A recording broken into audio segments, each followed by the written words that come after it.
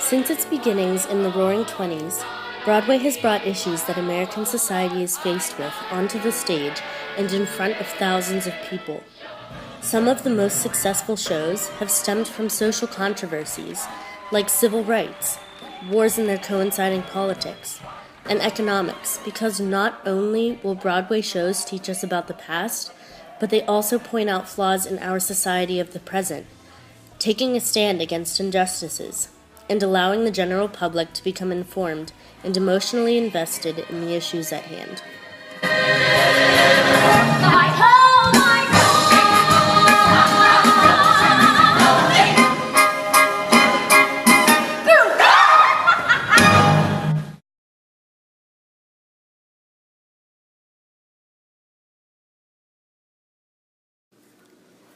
Broadway shows were originally revues of vaudeville performers with acts ranging from comedy and magic to dance and song, and most importantly, contained beautiful women. Ziegfeld's Follies were no different from the other shows of its time until Florence Ziegfeld hired the first African-American comedian on Broadway, Bert Williams, for his revue in 1910. Bert Williams was certainly a pioneer for African Americans in show business, as the only previous touch of blacks on Broadway was black-faced whites, using the African American culture as a comedy act in and of itself. In fact, even after Williams was introduced to the Broadway stage, black musicals were still circulating through the theaters of New York. In 1911, the Schubert brothers showcased blackface Al Johnson in La Belle Parade, in which racist and offensive jokes were often thrown left and right. It was not until 10 years later that African Americans were able to play a substantial part in Broadway. Shuffle Along became a Broadway sensation in 1921 as the first all-black musical. This new musical was a comedy that featured the vivacious and energetic dancing of African American culture, and as the first all-black show, it set a precedent for its successors, like The Wiz, and created the outline for an all-black musical. Then Broadway was hit by Showboat, a story rather than a revue, which featured racial conflict. Not only does the storyline present the opposition to and mistreatment of interracial marriage of its time through the star-crossed lovers of Julie, a white woman, and her husband Bill, an African American, but the production itself speaks out against the injustice of segregation.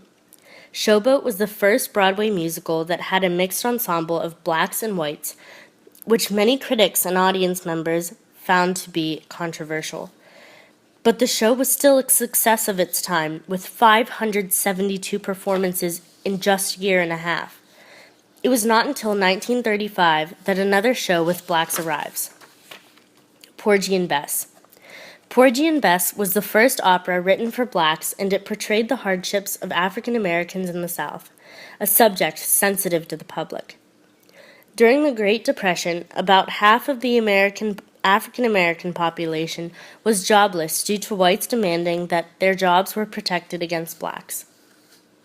In the South, racial tensions worsened as whippings, tar and featherings, threats of violence, and for black victims, lynching, became common practice, and the white supremacy Ku Klux Klan was revived in 1915 and came to dominate politics in many southern and western states in the 1920s. True equality was finally met for African Americans nearly 100 years after the American Civil War ended and slavery was abolished in the United States. During the civil rights movements in the 1960s, peaceful black protesters under the leadership of Martin Luther King Jr. worked towards integration of blacks into quality in public facilities, the workplace, and schools. Although the civil rights movement was a huge accomplishment during the stormy 60s, it was not made into a hit show on Broadway until 2002, when Hairspray danced its way into theaters. Hairspray encompassed the civil rights movement as main character Tracy Turnblad risks her dream job and dream guy to become involved in speaking out for blacks in her community and working toward integration in the world of television. Black shows and civil rights activism present on the Broadway stage throughout the 20th century was meant to bring the extreme inequality and mistreatment that African Americans were faced with every day to the public, using song and dance to speak directly to the common man. Broadway directors and scriptwriters seemed to feed off of the wars of the 20th century. The United States crept out of its shell of isolation during World War I and was thrown into the part of world superpower as it entered in 1917. In 1918, Irving Berlin brought Yip Yip Yipink to Broadway, inspiring patriotism for the war effort. Yip Yip Yipink was a revue written by Berlin when he was drafted into war. This revue was created for entertainment of the soldiers at Camp Upton, where Berlin was stationed, and was an all-male show with songs that had a common theme of the Army life. After years of isolation, the United States was once again ushered into conflict in 1941, the Second World War. One of the most famous shows conveying the horrors of World War II was South Pacific, which opened on Broadway in 1949. South Pacific focuses on the lives of soldiers in the Pacific during the World War, the loss of life, the complex strategies, and the longing for love during their time of hopelessness. South Pacific addresses the war outside of the United States, while the emergence of Bye Bye Birdie in 1960 brought the domestic effects of the war to the stage. Rock and roll star Conrad Birdie in Bye Bye Birdie parallels Elvis Presley and his draft into the war and shows the American people's distaste for the draft. Although the 1950s were enveloped by the Korean and Cold Wars, Grease of 1972 looked back on them in nostalgia due to the recent emergence from the stormy 60s. During the 60s, the United States was deep into the Cold War, losing the battle to communism in Vietnam and unable to break open Russia's Iron Curtain. Domestically, John F. Kennedy and Martin Luther King Jr. were assassinated. Civil rights separationists became extreme, and the counterculture portrayed in the hippie musical Hair arose. To no surprise, as Americans needed a pick-me-up after losing the Vietnam War, Grease became the longest-running show in 1979. The most recent Broadway show surrounding World War II is the famous War Horse, about which director and Tony Award winner asserts, "We're sufficiently distanced from the First World War to convey a pure horror without getting messed up in the politics of it, and that makes it a more powerful way to discuss any war." Tom Morris. Not only does wartime affect a country's economics or liberties, but it also inspires and influences the arts, as exemplified by World War I and World War II's impact on Broadway. Lastly, the economy has a major toll on Broadway, its performers, and its musicals.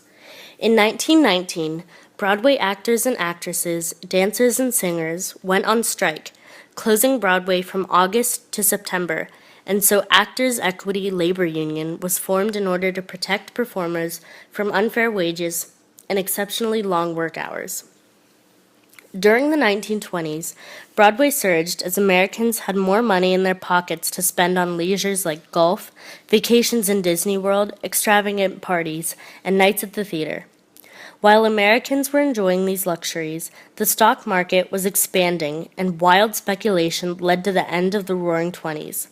The stock market crash on October 29, 1929, which sparked the Great Depression. In 1932, Brother, Can You Spare a Dime emerged as the anthem for the Great Depression on Broadway. New York was hit by the Great Depression in 1934. In PBS's Broadway, the American musical, a phenomenal point is made, and it reads, "In the early days of the Great Depression, artists had to make a choice: stay in New York, with its harsh winters and gray, shuffling breadlines, working for a business staggering from layoffs and cutbacks, or move to Hollywood, where it was sunny all year round and smelled of eucalyptus, and money was thrown at you in fistfuls by studio executives." Because of the Great Depression, a mass exodus of performers flooded out of New York's Broadway and into Hollywood, where most Broadway songwriters already had jobs and connections. In 1975, a chorus line stuns Broadway. A chorus line shows an audience the difficulties of being employed in show business by creating a storyline out of an audition. In this audition, each dancer auditioning tells his or her own story, which are all true ones obtained by writers James Kirkwood Jr. and Nicholas Dante. A chorus line connected with its audience through the characters that were real people with real lives and spoke for the hardships of labor. The cost to put on a Broadway show escalated to $3 million by 1984, and in 1996, the new musical sensation Rent emerged. Rent portrays the lives of impoverished young actors and actresses living with HIV/AIDS in New York City, struggling to get by. These musicals exemplified the extreme poverty that many Americans lived in and are still living in today. Where she's narrow as an arrow, and she's broad. Broadway, well known for fantasy, beauty, and extravagance, is also infamous for revealing some of America's most difficult times and controversial issues, often shining a light on the skeletons in the closet of the United States. Broadway dares society to change by using its shows to influence an audience, and these musicals will be the legacy of Broadway, informing and spurring an individual's thoughts for years to come.